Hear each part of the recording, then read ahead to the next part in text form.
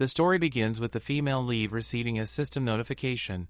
The high has been opened, and she has gained the legendary feat compared to her stats. It is almost unthinkable, yet she has managed to atone once again. This is the story of Siaha. She was the lucky one.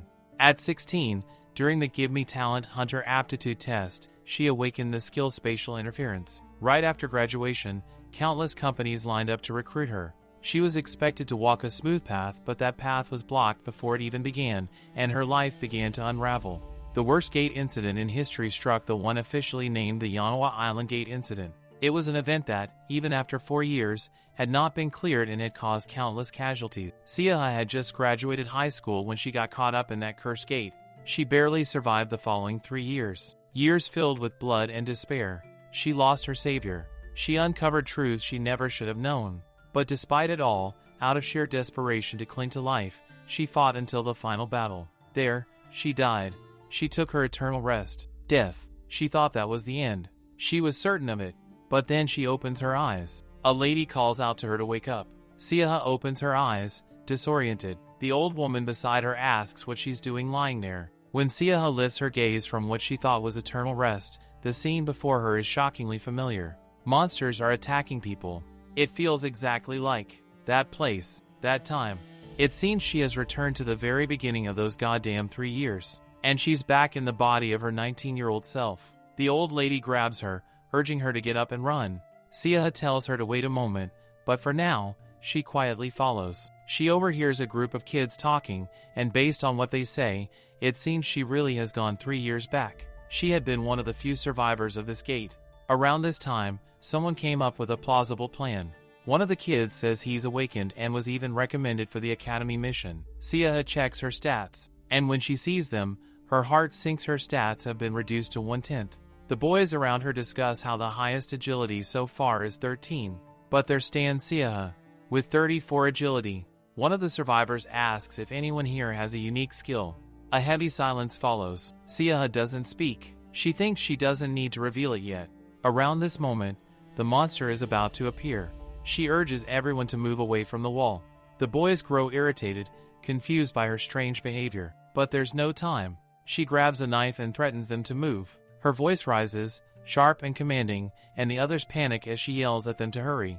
Right at that moment, the monster appears. A low-ranked Earth General F rank. Even at F rank, it's dangerous enough to threaten untrained civilians. Fortunately, this one moves in a way Siaha can predict. That makes it easier for her to dodge its attacks. A simple kitchen knife isn't going to pierce that shell. So, in that case, she'll use that method.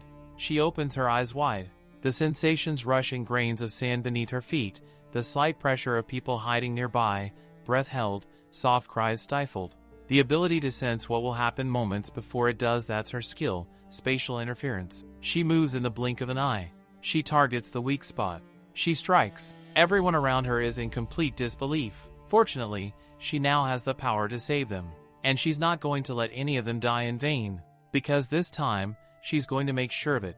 People used to say that Siaha was lucky, but she had simply played her role, thanks to her unique ability. Right after graduating high school, she got caught up in a gate. She survived by fighting desperately, but even then, she met death inside it. For some unknown reason, however, she has returned to her 19-year-old self caught in that same hated gate once again. They assume that the survivors would gather, so they decide to head to the indoor gym, which is the designated evacuation drill location. She asks if others are there as well, and the guy tells her that some of them stayed behind at the mart. It seems like they're still hesitant to come along. This guy is Cian, and for some reason, he along with the others here treats her like a leader. She tells him that it doesn't matter as long as everyone makes it back safely to be heard. She asks Minjun if he's seen anything. He says that the monster she mentioned doesn't seem to be around here, but the situation at the mart isn't good either. They also have Cha-song, Haeun, and Daejin with them. Judging by the traces left behind, this area is part of the Wind Ripper's zone, so she tells them they'll go there. These people are the first ones she has met after returning.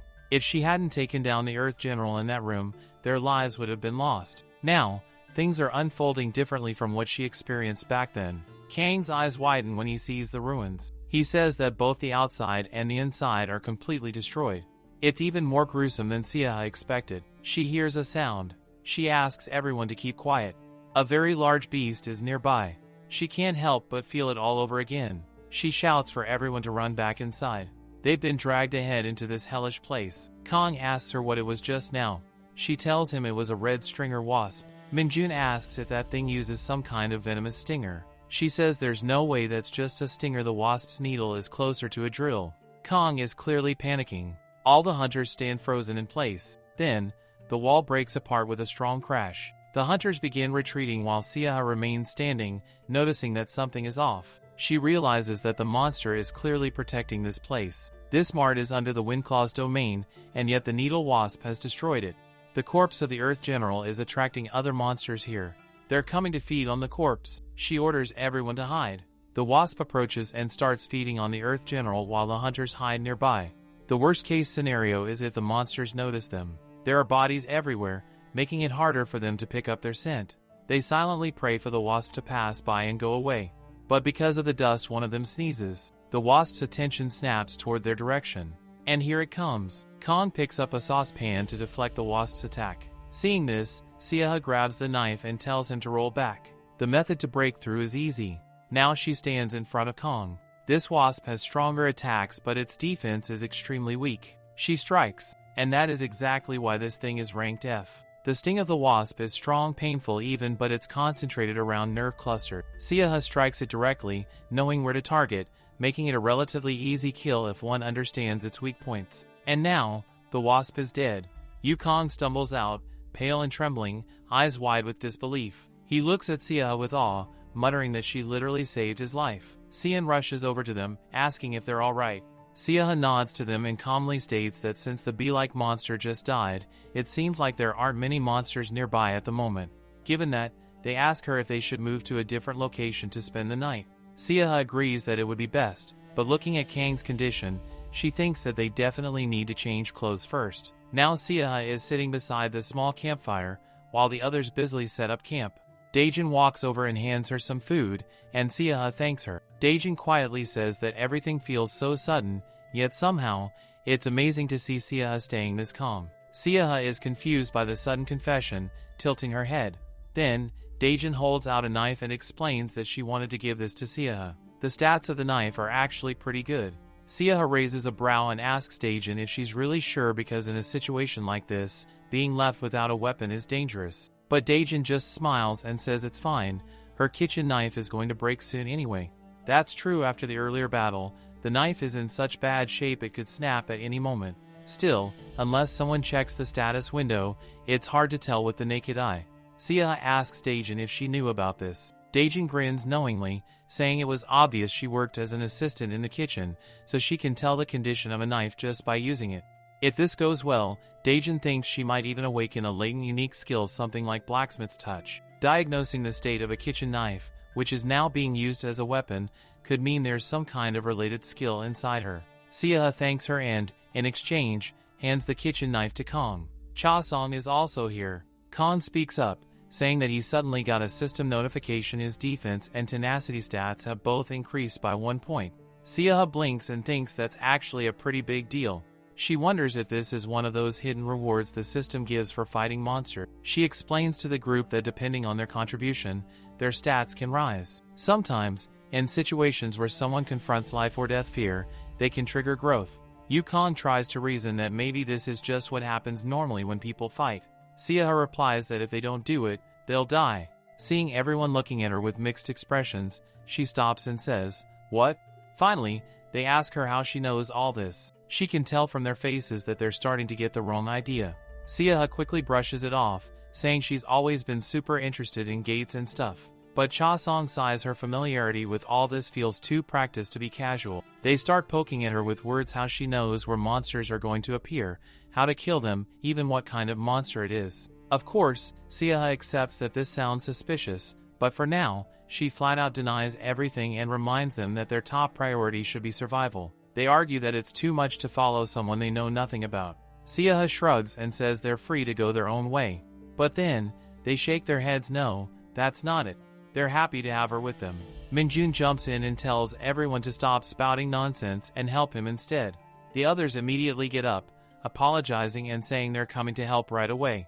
The next day, to reach the indoor gym quickly, they need to cross a bridge. Going around it would take an entire week, so this route is their best option. As they approach, they wonder aloud if the water always looked like this. There are cloud-patterned oil whales beneath the surface. Siaha warns them that they need to be careful. This patch of water is known for its paralyzing effects. If they fall in, they won't be able to swim out. Then she turns to Minjun and asks what he thinks of this place. He uses his skill and says that, for now, there's no major threat. So they begin crossing. But the fog is so thick, they can barely see anything ahead. A creeping sense of unease settles over the group. Siaha feels it too, this gnawing tension crawling up her spine. The mist swirls unnaturally and then, emerging from it, is a cloud-patterned oil whale. They have bad luck.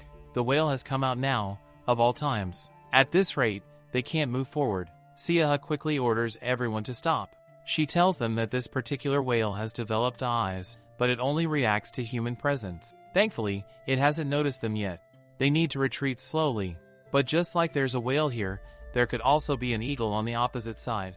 A careless retreat is no option. She turns to Kong and asks for his defense stat. He replies that it's 16. That's not bad. Aside from the oil it releases, the whale's paralyzing slime is actually weaker than Earth General type monster. Siaha then asks who has the highest agility among them. It's Minjun. That completes her strategy. She asks him if he has any fear of fire. Then, she explains that if they take out the whale from that side, they can safely cross the bridge. And for that, she needs their help. They are stunned by her sudden planning, and even more surprised that she's asking for their support. She looks at them seriously and asks if they're going to help her.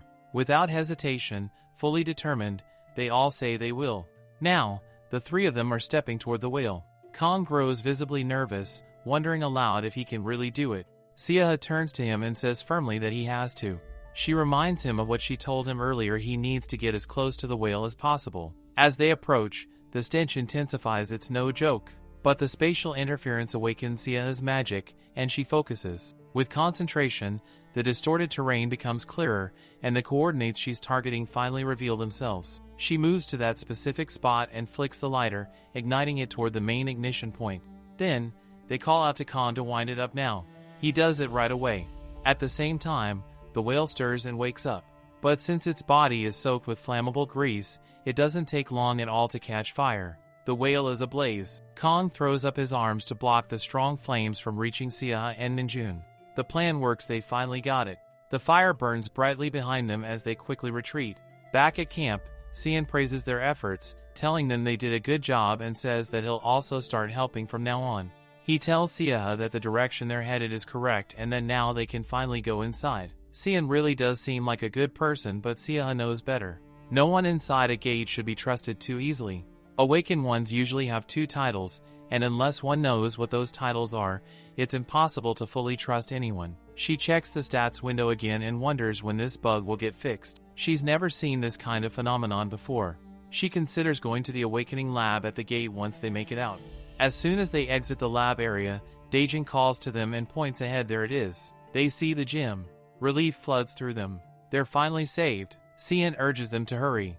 It took them 3 days to get here, and everyone must be completely exhausted. But just then, they see a person standing ahead, someone targeting with an arrow. It's then that they realize that even the gym has stationed capable awakened ones on the perimeter. They're currently fighting a hair-bugged and F-rank monster, but even for something that small, the attackers are skilled. Siaha watches as someone yells at another to hold it steady. Then she sees them. Yura and Yusu, key players in the gym's transformation into an unbreakable fortress. Genius hunters who rose to prominence the moment they stepped out of the gate.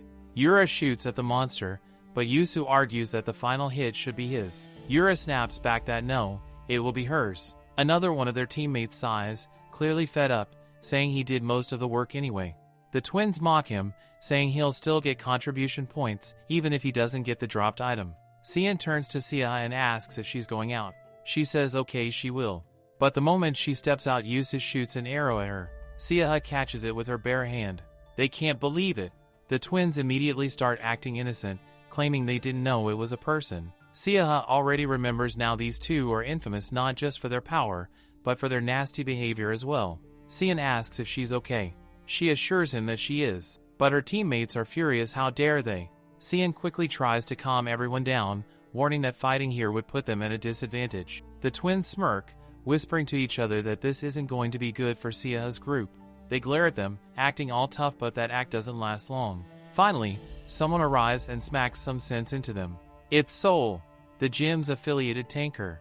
He hits both of them on the head, and now the twins are bawling, crying that why hit them. Soul sighs and apologizes to Sia's group on behalf of the twins, calling them spoiled brats. Then he turns to them and asks where they came from. Sian steps forward and explains that they came from H-Mart. Soul is genuinely impressed. He remarks that they must have gone through a lot to make it all the way from there to here. Sian tells him they also brought some necessities and asks if it would be possible to meet whoever is in charge of the gym. Soul says it's not that difficult. His team also just finished a hunt, and right now, the gym is in the phase of accepting survivors no matter what.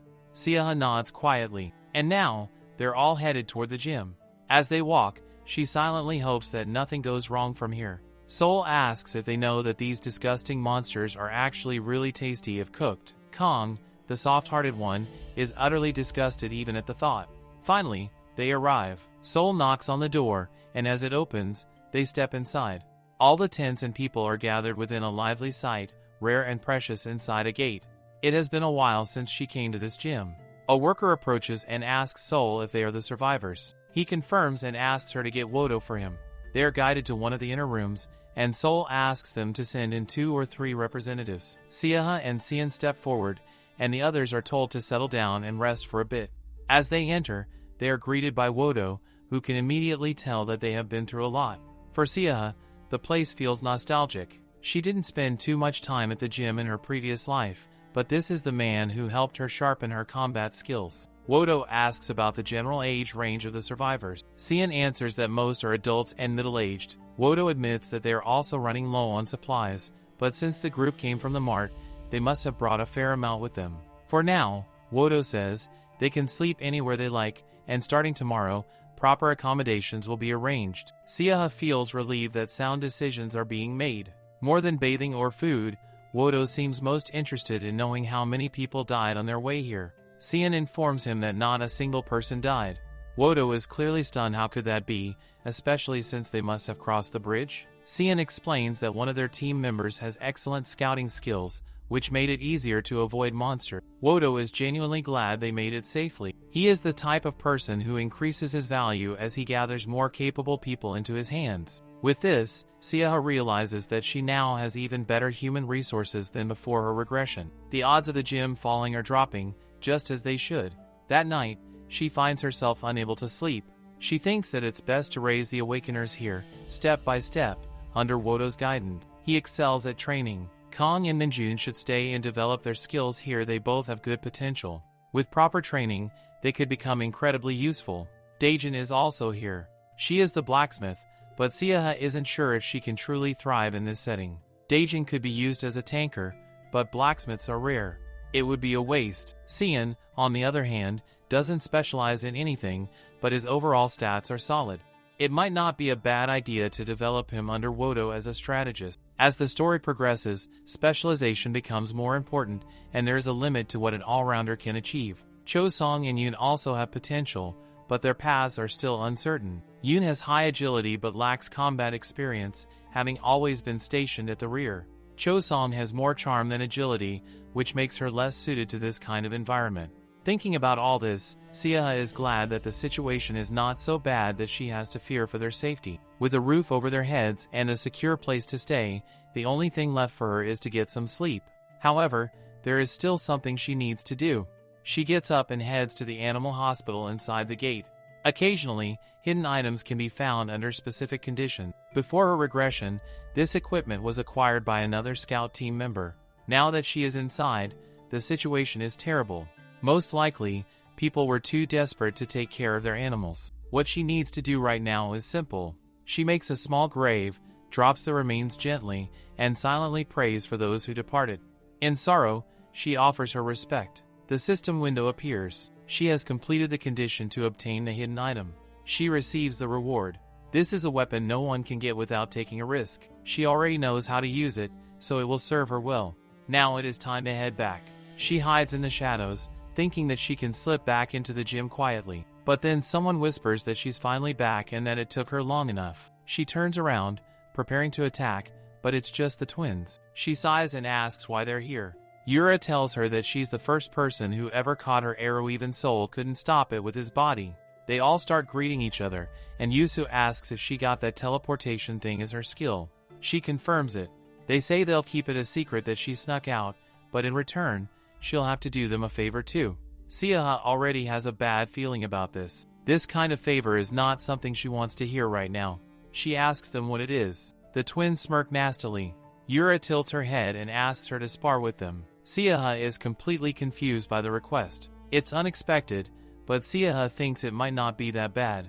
These kids have only fought monsters so far, so their combat skills against humans might still be lacking. Before the regression, there was an internal conflict at the gym that led to Wodo's death. The main reason for that was the twins' difficulty in fighting humans. It wasn't easy for them to shoot at the very people they were trying to save. Even though Wodo had a lot of manpower under him, Siaha still worries about him. She also wants the twins to grow stronger. She sighs, deciding that as long as they don't interfere with her work, she's fine with it. The twins get super excited. Siaha wonders if this small choice might cause a butterfly effect that ends up helping everyone here. Now they act more kind. Yusu begins to spar with Siaha, but she hits him in the chest, warning him not to rush like that. While Siaha is distracted, Yura tries to hit her with an arrow. Siaha dodges it and retaliates. At the same time, Yusu attempts a kick, but Siaha grabs and throws him to the floor. She scoffs, reminding them once again that they're too predictable. Yusu sulks, disappointed that he still can't beat her not even once. Sol, watching nearby, is having a lot of fun. Not long after agreeing to train with the twins, the new year arrives. Siaha turns 20, and the twins turn 18. Around 15 more survivors are found, but 8 of them die shortly afterward. The ones Siaha brought are joining the scouting team and fulfilling their roles. Sian is now more like Wodo's right-hand man. It looks like the gym has entered a period of stability under this efficient system. Siaha also acquires more combat items. She tells the twins that, until now, they've only fought monsters. This is why their combat style is too predictable. She's already told them before to think before they fight, but they insist it's easier said than done. Siaha replies that if that's the case, she'll demonstrate in a real fight. She invites them on a scouting mission. It's their first time scouting with Siaha, and they're glad that Wodo gave them permission. While walking, Siaha spots footprints. She signals for the twins to keep it down. These are monster traces. It seems like something has appeared in the area. The footprints are relatively small. To Siaha, the smaller they are, the higher the chance the monster is intelligent. She walks carefully, knowing it must be nearby. As expected, they soon see the monster. It's a quiet-eyed goblin. She asks the twins if they can handle it. They say yes. Siaha decides to simply observe and offer advice. This is dangerous, but it's part of their growth. Yusu charges in for the first attack. Yura, sitting on a tree, notices something off. The goblin is looking at her instead of Yusu. Regardless, she follows the plan and prepares to strike with her scythe. But the little goblin dodges and charges straight toward Yura. Yusu panics and shouts her name, while Yura yells at the goblin not to come closer. Yusu begs the monster to look his way, but it doesn't. Siaha sighs. Is this really all they can manage? If they had aimed for the eyes, the outcome would have been entirely different. Just as the goblin is about to strike Yura, Siaha steps in and strikes the goblin herself. She then orders Yusu to aim at its eyes. He follows her command and fires. The fight ends in victory. Siaha tells them plainly, if they ever encounter intelligent monsters again, their simple and predictable fighting style is filled with openings. They could easily die. If they had faced this situation without her, there could have been serious casualties. She says she's going to report this back. They need to rethink how they fight. Siaha can tell it's likely the first time they've ever been scolded after being praised as geniuses. Still, she hopes that this experience will help them grow even more. But she wonders, how did a white goblin end up here? For something like that to be roaming around like this, there's no way others haven't noticed. Something is definitely not right. First, she will file a report. Then, she'll reinforce the patrols for the time being. Sometime later, a seriously injured person arrives at the gym. It is obvious she won't be able to make it through the day. Wodo states that it must have been hard work and asks Sian what the name of that monster was. He says it was a D rank. Wodo grows tense at the confirmation. If that's true, then it all makes sense now that a D rank monster is approaching. They had no choice but to run for their lives. Even the white-eye goblin might have been chased here by that thing. She asks Sian what kind of monster it looked like. He says it wasn't that big, he couldn't see clearly because it was too fast, but it looked like a dog. And it was black. And it had 3 heads. So it was Cerberus. They are not only strong, but intelligent too. They might even be good enough to hold a conversation. She tells them that Cerberus uses its 3 heads to debate among themselves. It will be good if they can put some ties on them. Sion says he can't just run and abandon this place. She understands what he's saying. They will form a subjugation squad. While the origami totem is being made, she will train the twins. Once the twins reach a decent level, even if the division occurs, they will be able to maintain the domain core and suppress them. She has decided that after taking down that Cerberus, she is going to leave this place. It has to be this way because she is someone who is going to leave. She has held out for a while, as there were so many people relying on her. But from the start, she has only had one goal, and that is her master. She needs to meet them, the one who died. She has to atone for her whole life. She needs to see her, alive and breathing, even if only once. And maybe, just maybe, she has been given this chance to save her. She asks the team when they can move, because deep down, she knows that it is time for her to leave. Finally, the subjugation squad is formed.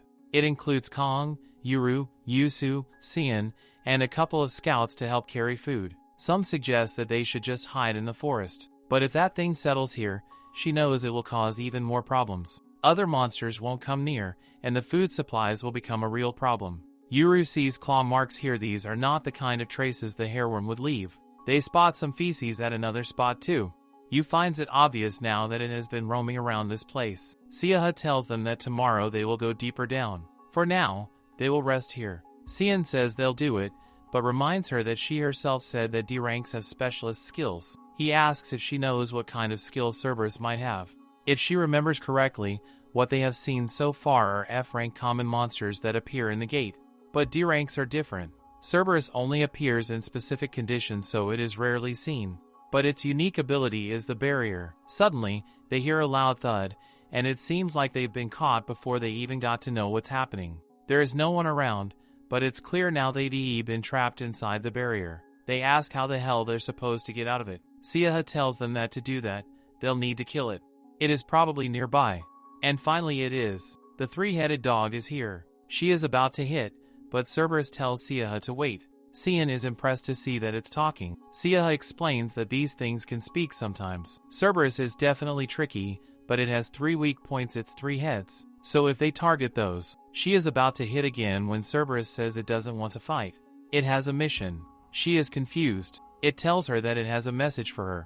She is utterly confused. Who the hell is trying to use a D-rank monster as a messenger? And at that level, it must be coming from the boss of this gate.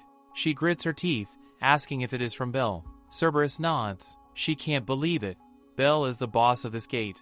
In other words, he is the final boss, the mastermind pulling all the strings from the shadows, the master of all the monsters in this gate. And on top of that, he's got a terrible sense of taste too. Cerberus says Bell wants to meet her. She is confused. Why is her destiny like this? And if he is not beheaded, this gate will last forever. But she never expected this kind of situation. He is kind of hot.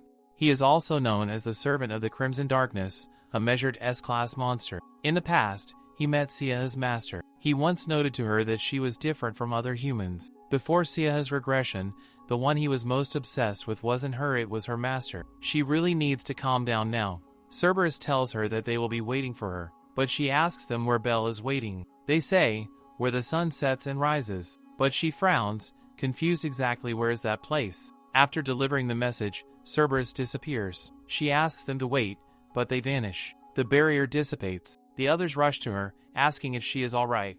She tells them that Cerberus won't be coming out anymore. They ask her what she is talking about. She is unable to explain it to them. It feels like her head is going to explode.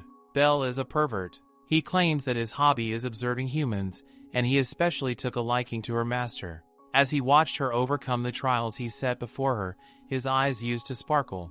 But when she was at the brink of death, he quickly got to her and healed her just enough to keep her alive. His tastes are nothing but sadistic and twisted. In order to kill him, countless hunters entered and attempted to clear him over 3 years. But all of them failed, exhausted mentally by the man. Her master prepared for her final mission and was able to take his head, but her master also ended up losing her life. So that bastard is Siaha's enemy now, too. Just hearing his name out of nowhere makes her sick. In a way, maybe it is for the best. If she can tie his interest in her, thanks to her master, she might be able to prevent her own death. There might be other ways, too. The next day, after returning, she reports everything that happened. Now she tells Taiki and the rest that she is going to leave.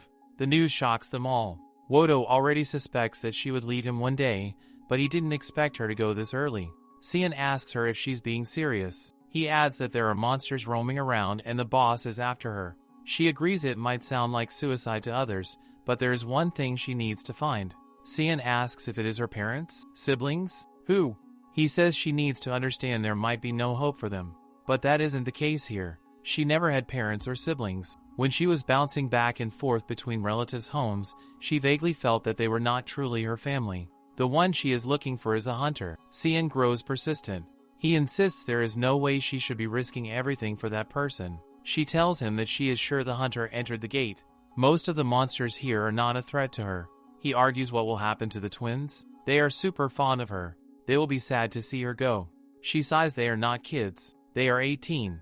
They will be fine. Cian is really pissed. He asks her what about him. She is confused. What the hell is he talking about all of a sudden? They were never that close. And yet, he is acting like she is abandoning him. All angry, he yells that if she leaves, it will be like they never even knew each other. That kind of thirst won't work on her. He is weaker than her. All pissed, he leaves, saying to her that she can do whatever she wants. She turns to Wodo and tells him that she will let him know when she's going to leave. She will hand over her duties to Yura and Yusu. Wodo says that if she is going, he can't stop her. She won't listen anyway. But she needs to make it clear, he is the one being left behind. Cian is sitting all alone now. He knows he is not a good person. He is not right or kind like people think of him. With a vague talent all around, he couldn't even say easily that he wanted to be a hunter back then. He only stepped forward because he had no choice. He planned to pretend to fight, set up a decoy, and run away alone. But he got greedy. The desire overwhelmed him. He wanted to stand beside Sia, who shone so brightly. He knows he can never be her comrade. He is really sad and she is too for even having to think of another way to stand beside her. The next morning, Daijin, visibly downcast, turns to Sia and asks if she's really leaving and maybe going to say goodbye to the world altogether. Sia looks at her pale face and burning gaze, and thinks to herself that this isn't the kind of situation to cause such despair. She assures Daijin that she's simply not doing well, and that Daijin followed her all the way here and worked incredibly hard. Daijin asks her again if she isn't leaving because they weren't good enough for her. Sia explains that, having made up her mind to leave, she has to spend a few days like this, trying to help them understand. She's already exchanged farewells with everyone, except the twins. Their reaction was mixed. They seemed sad and betrayed, keeping their distance from her. And now, it feels like they're trying to shake her resolve by chanting curses at her. Minjun's reaction had been supportive. Cho-song was sarcastic, as expected. Kong acted like a cheerful army buddy, but Cian since the day she announced her departure hasn't said a single word to her, even when their eyes met. But thinking back now, it wasn't like she was ever truly close to them. She simply kept her distance, and it wasn't all that awkward. Now, she's all set to leave. Her destination, the Salt Rock, a place that takes a full week to reach from here. And so, she begins her journey. Elsewhere, Cian asks the twins about Sia. They tell him she left, without even saying goodbye. He sighs, muttering that she finally left. Yura adds that Sia didn't even look back, she just vanished into the black night.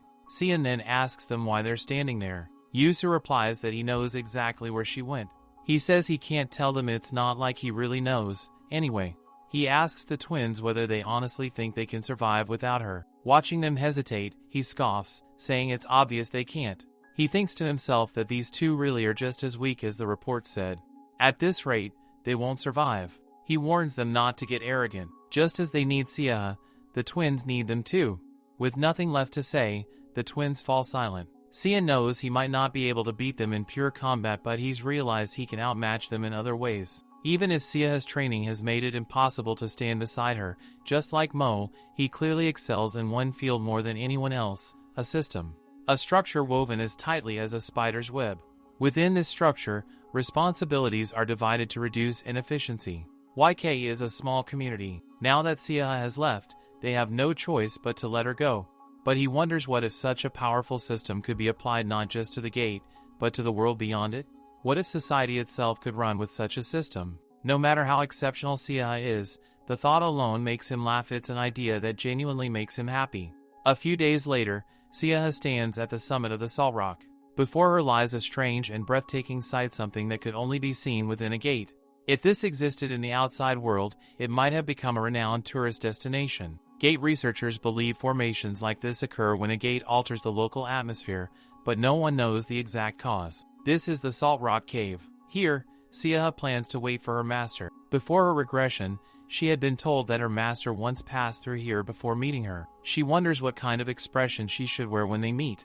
Would her master be different from the one she remembers? On the slim chance, could she even recognize her? Suddenly, she hears a loud noise. Alarmed, she rushes outside and there it is. A monster. She had let her guard down. It's an E-rank beast, and she had forgotten, salt ghosts are among the few monsters that can survive in this salt desert. If she drives her dagger into its mouth, it'll take more than just an injured arm. She might not survive. The monster lunges at her, but before it can strike, someone slashes down on it with overwhelming force, defeating it with a massive greatsword. Siaha stares in awe at her master. She steps forward and asks Siaha if she's alright. Standing in front of her, the woman asks again, "Are you okay?" Her name is Haewon. She is the guild master. Siaha later came to call her teacher. Or perhaps, she already was. Siaha starts to cry upon seeing her, and Haewon immediately becomes worried, asking if she's crying because she was scared. Her teammate responds that of course Siaha must have been terrified. After all, she was on the verge of death. Siaha, however, is simply glad that Haewon isn't deaf, and, even though she doesn't remember her, it doesn't matter. Just being able to see her again fills her with overwhelming joy. They give her some food to help her calm down. Haewon gently asks her to tell her name. Siaha wonders if her tear glands are broken. Just being able to see her and eat beside her is making her tear up again. Wiping her eyes, she finally introduces herself as Siaha, age 20. Haewon comments that she also has a sibling in their 20s, then asks if Siaha survived all this time alone. Siaha offers no reply at first, but eventually shares that if they keep walking for another week, they'll reach an indoor gym where most of the survivors have gathered. Haewon asks how many people are there. Siaha counts roughly 80 and adds that she left on her own about 10 days ago. Yun is stunned to hear she survived alone for 10 days. Haewon scolds him for speaking to her like that, reminding him how hard it must have been. Siaha admits that Yun's judgment isn't wrong. After all, it's suspicious for an awakened person to survive completely alone. She explains that her unique skill allowed her to evade monsters easily, and earlier she had only been startled to suddenly see a person normally. She can take down E and F rank monsters with ease. Yun then asks how many awakeners like her are at the gym. She answers that maybe 4 others are like her. He mutters that she must be a pretty important asset to the group, so why is she out here all alone? Haewon scolds him again for pressing the question. Siaha agrees that his point is valid. She is indeed an outcast. She explains that she told the full team that she needed to leave, though she didn't tell them why. Siaha knows they must have assumed she went out to find her sibling or parents. At this, Haewon hits Yun for digging too deeply and making her say it aloud. She then reassures Siaha that they'll talk tomorrow. Yun apologizes, saying he didn't mean to say anything hurtful. Things are just tense right now. With that, Haewon drags the little punk away to the rest area. For Siaha, the scene is overwhelmingly nostalgic and heartwarming. She used to receive this kind of attention and comfort before her regression. Jang then comes to her and introduces himself, pointing out the tents where she can clean up and rest. He adds that if she needs anything, she can call out and anyone will come to help. Siaha reflects that they probably think she's just a survivor who barely made it after losing her family. Before her regression, that was true, but now, she hasn't suffered as much. She found her master alive, and even Belle's attention is still fixed on her. She knows she has to act before that attention shifts to Haewon. This time, she will make sure to survive and return. The next day, Haewon asks Siaha if she would like a simple breakfast, and then mentions her plan to check out the indoor gym Siaha spoke about. Siaha says they will be fine without a hunter. Her return would be disastrous. Besides, Belle is already keeping watch on her. Yun becomes upset again, thinking she's assuming everyone is as lucky as she is to survive. Siaha sighs and explains that the reconnaissance unit is divided into 6 teams, each with a leader. Every morning and evening, one team goes out to scout their designated sector. Sometimes they hunt hairworms, and if there's a dangerous monster, they form a strike group. There is also a water station inside the gym, and supplies were brought in from a supermarket. Everyone follows tasks diligently, receives equal rations, and abides by a set of rules. Yun apologizes again for speaking so harshly, admitting that he hasn't seen many good outcomes from survivors. Haewon then gently asks Seoha if she would like to talk about how she managed to survive until the gate opened. Seoha says she can share, but plans to skip over the details of her fighting monster. After hearing this, Haewon becomes teary-eyed, realizing how incredibly tough those times must have been for Seoha. Despite her stiff nature, Seoha feels her tears welling up again. Haewon tells her she doesn't have to act so indifferent and that she can call her Uni. Seoha is stunned and asks if she really can call her that. She can't believe this moment has finally come. Before her regression, she used to call her master, but now, blushing, she softly calls her Uni for the first time. It feels like a dream come true. Haewon becomes emotional and declares that yes, she is her Uni now. Yun is left speechless at the exchange. Haewon then tells Seoha that since she seems to know a lot about the gate, she should consider joining them. They don't know much about it themselves. Seoha thinks that it's a good thing they were the ones to ask first. Being with them and moving forward together feels right. She confirms that she would love to be their guide because this time, she intends to do everything she can. Now they are walking when she tells them that if they keep on going this way, they will reach the river. Haewon asks if the water is drinkable. She says only if it's purified first. Some people didn't welcome Seoha's joining at the beginning, but once she started locating water sources with ease, all complaints vanished. Well, that is kind of expected knowing the destination and heading towards it versus wandering aimlessly makes a huge difference. The mental strain wears people down. Of course, one person was different. Yun. He and Seoha used to get into childish fights. For example, if Haewon ever said that she was thirsty, both of them would fight to get water for her, making Yun frustrated that this little girl was so fast.